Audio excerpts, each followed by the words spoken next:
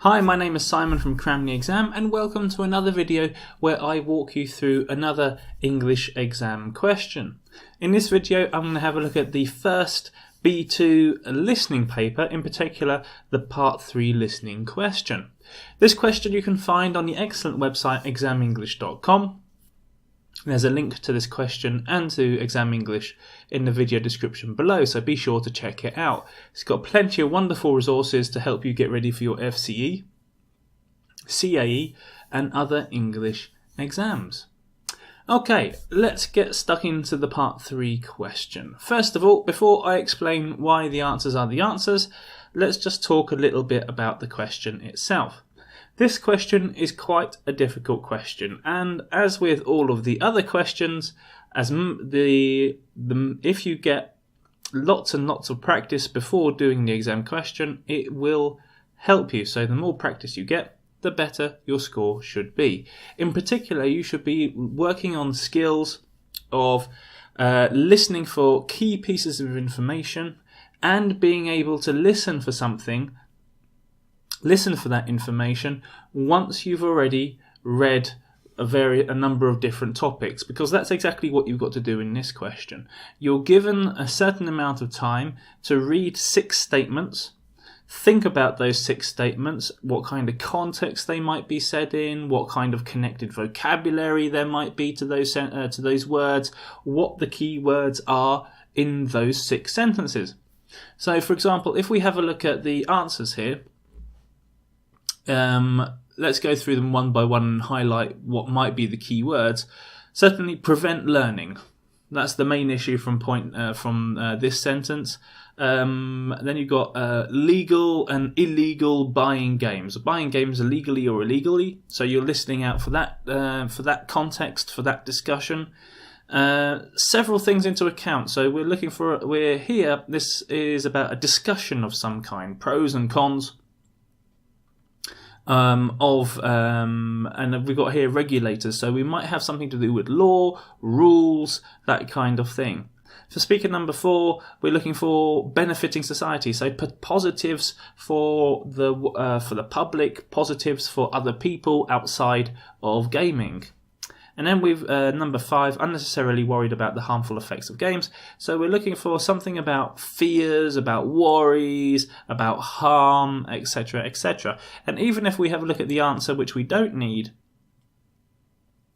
then the key word here would be addiction and online. So you would think of language connected to that.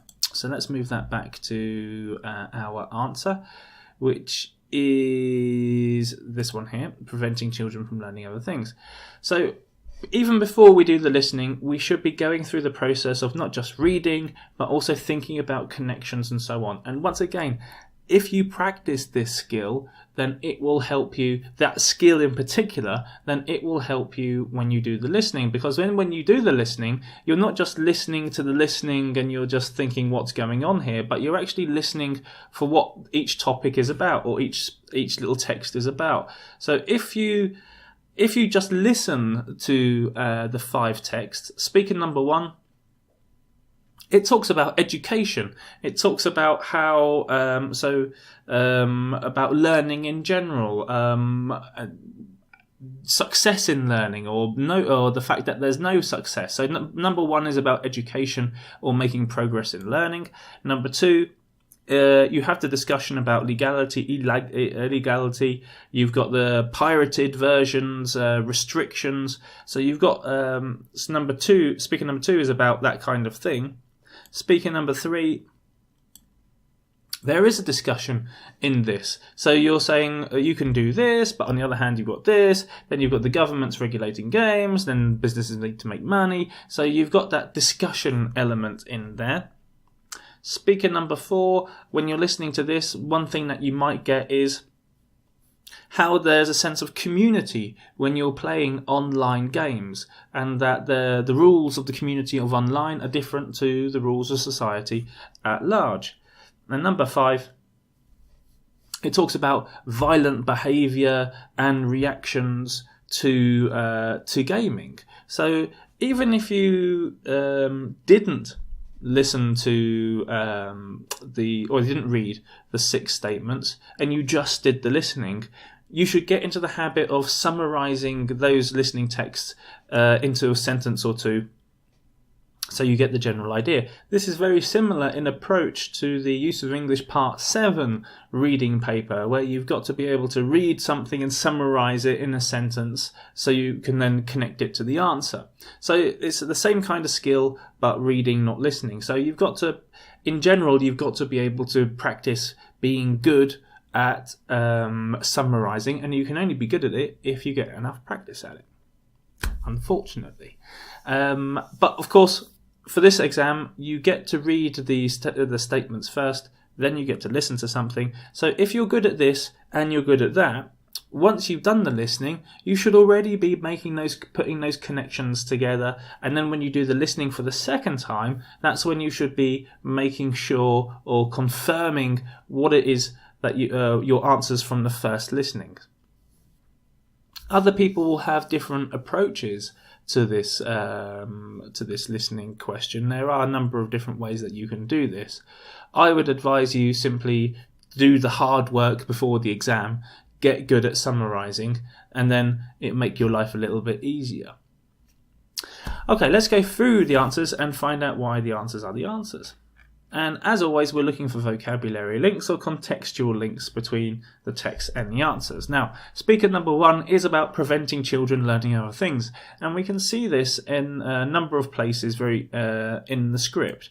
First of all, we've got to accept the fact that these machines refer to computers and tablets, I guess, and smartphones, are having a terrible effect on children's standards of literacy, which means that children are not able to read and write very, very well. And then at the end it says, these gadgets, referring to technological gadgets, are the cause of so much underachievement in today's society. So you've got 2 clear links to not being educated enough compared to previous generations. And then we've got this bit here, they don't have to use their brains or their memory. So this clearly links to that statement for speaker number 1.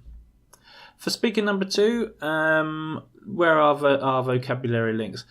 Everything comes down to the last sentence, really. The beginning bit is the discussion about how companies have gone to great lengths to make sure everyone's a legitimate user, and that the game developers have got this problem, have got this worry that people will be using their games without paying them. However, these restrictions cause problems. We can see here, this is a problem for people if their internet connection isn't reliable. So these restrictions can cause problems. So they prefer to buy pirated versions, in other words, non-genuine versions, which don't have all of the restrictions. And that I talk about restrictions, we can see in our answer. And discouraging gamers from buying games legally is really what this last sentence says, in other words. Speaker number 3, it's this discussion. You play for free, but you've invested, so you start investing money. Then this is the problem. So then it says the government might want to regulate games like this. And so government's regulations, this connects to the idea of game regulators. And then we've got the other discussion. But on the other side, these gaming companies are businesses, they need to make money. So here we've got the discussion of pros and cons. Governments, once again, we're talking about rule makers, should focus on the industry's business model rather than the game content. So they should look at this, not this.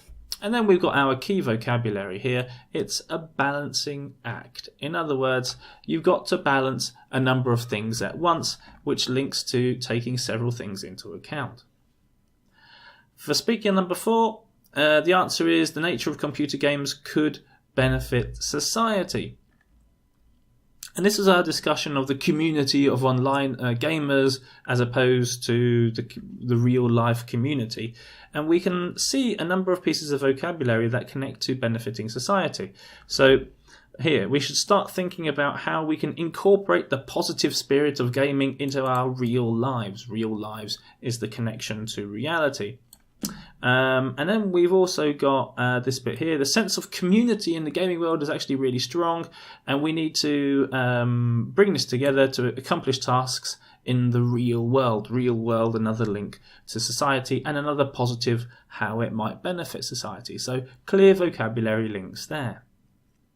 For question number 5, there have been a lot of studies. So this is the discussion about violent behaviour. Violent behaviour would be the vocabulary link to harmful effects. But this rather says that there's no conclusive evidence. It says, I reckon this is all hype about violent games is a bigger problem than the games themselves, and so on, so on. So, and that sentence and the following sentence shifts the focus, says that the focus shouldn't be on the games themselves, but on other things as well, on other things, which links to the vocabulary here. They're unnecessarily worried about the harmful effects of games.